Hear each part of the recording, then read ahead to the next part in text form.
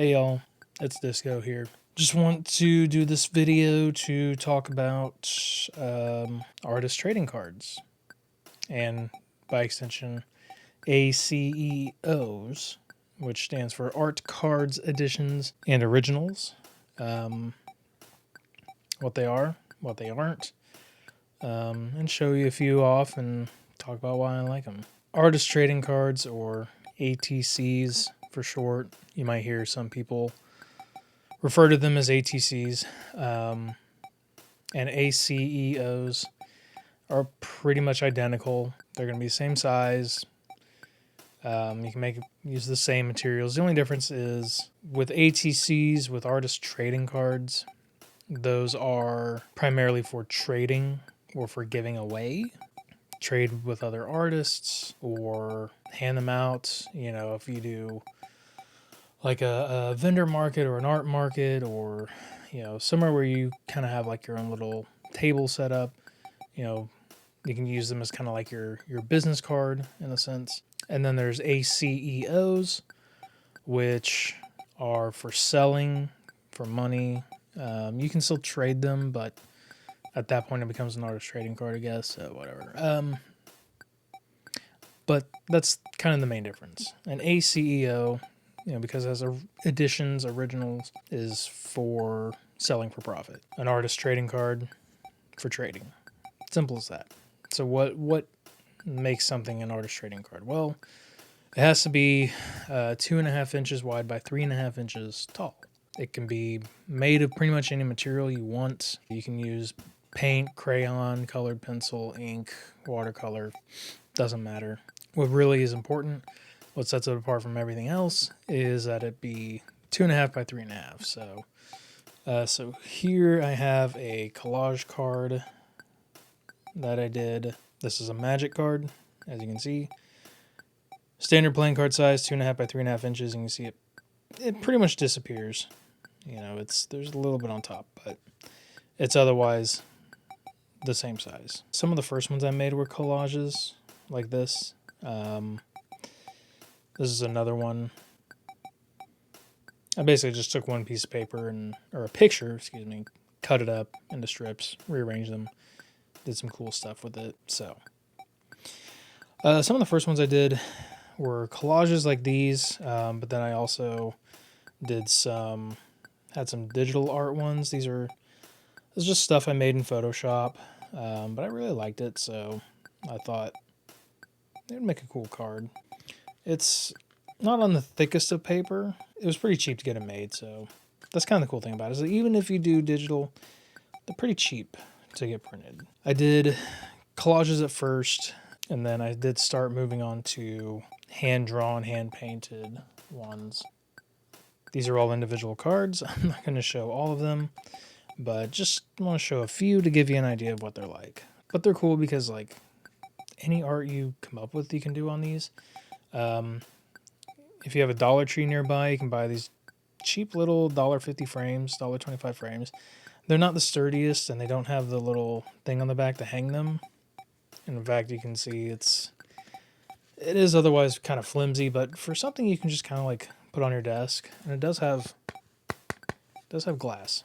You can just have a little bit of artwork on your desk at work, or your desk at home, or just around the house. Like, that's the cool thing about these is that they're little and they're cool.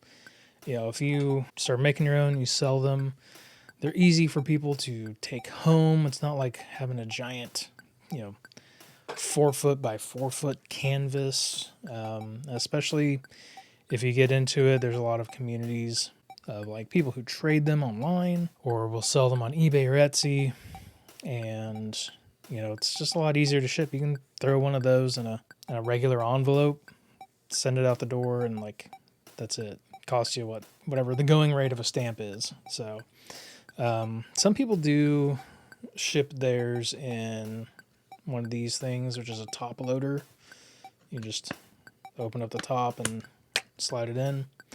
But the post office can't run those through the machine, so you end up having to pay more, probably about twice as much, like $1.25, $1.50, to ship those. So some people don't think that's really worth it. But if you're, sending over an ounce worth of cards in one envelope, you're gonna have to put a second stamp on there anyway, so it'll end up costing about as much. But you wouldn't be able to get multiple top loaders in there because these are pretty rigid and they're pretty thick.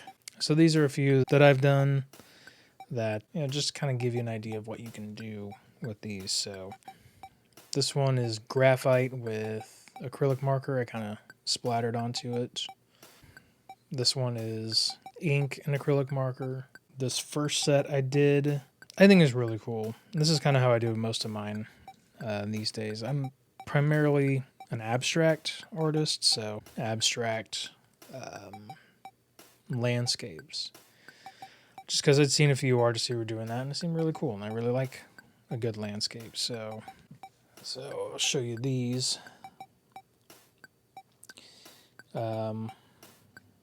Sort of kind of like a mountain scene. Got some vegetation looking paint there. But what's cool, what I usually do is, it's kind of hard to tell. Here, I'll show you these two, but if I get the glare off, let's just do it like that. What I'll do is one big picture, and then I'll cut it up. So you can see how the edges kind of line up there. And if I do the same here, trying to get the glare out, you can see how they kind of form one large picture. That's what I like doing. It's really cool because you make one big image and then cut it up into smaller ones, and each one is like still unique, but they all have the same color scheme and theme, and they're all kind of a cohesive group. So, and plus if you have all of them, you can put them together kind of like a puzzle or just a triptych painting, and form one large scene from the smaller components. So, and on these, I'll write the name of the piece, the overall piece. This one's called Newfound Truths. I have my signature, the number it is. So this is number 1 out of 6, and then the date. So you don't have to put all that. I just think it kind of makes it feel more, like a piece of art. This is number 1 of 8 of a different set called Continuum. Here's number 2. Here's number 3. I think this one's my favorite. I think 3 and 4, yeah. I really like those, so. But, you can do all kinds of things. A lot of people will do sketches, do, ink drawings. Watercolor is extremely popular. Some of my favorite ones, again, are like abstract mixed media, sort of collage-y kind. So like this one was called Toy Dog. I did like a painting underneath, and then I went wide over it, so it's just barely there. You can just barely see some blue sticking out. And then I used some like yellow tissue paper for some yellow sections on these. So if you look at this one, like pretty much all the yellow is, especially up at the top there, is tissue paper. So just a little bit of white glue and some water sets it down. This next set had a little more stuff with words, so it's a little more collage-y, I guess is what I'm saying. So, yeah, you can kind of see. These came from like an instruction manual, so it had English and it had Japanese. I'm sorry, that's Chinese, not Japanese. It did have Japanese, but so you can pretty much use whatever you want. Some people will do them layered up to where they're stinking thick. Some of them will do. This was just basically me playing around with water and ink, and then once it dried, I did the colored bits on there. So they all have a different color on them. So there's all kinds of stuff you can do. I do mostly abstract, but I do like to do figures. So I did a series of poorly drawn cats. People like cats, you know. I did all kinds of cats. Classic orange, you know. So like, that's the cool thing about it, is you can do all kinds. You know, this here is watercolor, and then acrylic markers, and I just kind of traced over everything, and with different colored pens and black ink, and I just had fun with it. So if you want to make art, but you don't want to bother with giant canvases, and especially if you're, you know, get kind of that fear of the open page, I would definitely look into artist trading cards and ACEOs, because, you know, they're small, they're easy to hand out. I've been trying to get a lot of my artist friends to start making their own so that we can trade. And it's an easy way for, at least for artists in the community, to trade their art amongst the community, but then also they're less daunting for people who collect art to take them home.